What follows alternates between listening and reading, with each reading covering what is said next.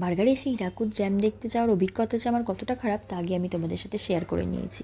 মাঝপথে বৃষ্টি নেমে যাওয়ায় পুরো হীরাকুদ ড্যামটা আমার দেখাও হয়নি, প্লাস আমাদের নিচে নেমে আসতে হয়েছিলো এবং ব্যাক করতে হয়েছিলো।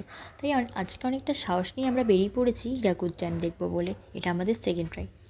তো দেখো, বেরিয়ে তো পড়েছি, বেরিয়ে আসার পরে আবার দেখছি মেঘলা করে আসছে, আজকে যেন কিছু না হয়। যাই হোক, আমাদের সাথে রেনকোটও ছিল। তো দেখা যাক কী হয়। পাহাড়, অনেক পাহাড় দেখা যায় এখানে। আর এছাড়া এখানে আছে অনেক রকমের হিডেন ওয়াটারফলস, যেগুলো নিজেরা যাওয়া পসিবল না, ওখানকার লোকাল লোকজন নিয়ে যাওয়াটাই বেটার। এখানকার মাটি দেখো পুরোপুরি অন্যরকম। এটা হীরাকুদ ড্যামের অনেকটা কাছে আমরা চলে এসেছি। আর এই যে পাহাড়টা দেখতে পাচ্ছ, এটা ওই হীরাকুদ ড্যামেরই একটা আন্ডারে পড়ছে। তো যাই হোক, এখানে রোববার করে অনেক ট্যুরিস্ট আসে ঘুরতে। আর এটার সাথে লাগোয়া একটা পার্কও আছে, যেখানে টিকিট ওই 20 টাকা মতো পড়বে। টিকিট কেটে নেওয়ার পরে আমরা ভেতরে ঢুকে যাই। ভিডিওটা ভালো লাগলে ভিডিওটা লাইক, কমেন্ট অ্যান্ড সাবস্ক্রাইব করে দিও। দেখার জন্য নেক্সট ভিডিওটা।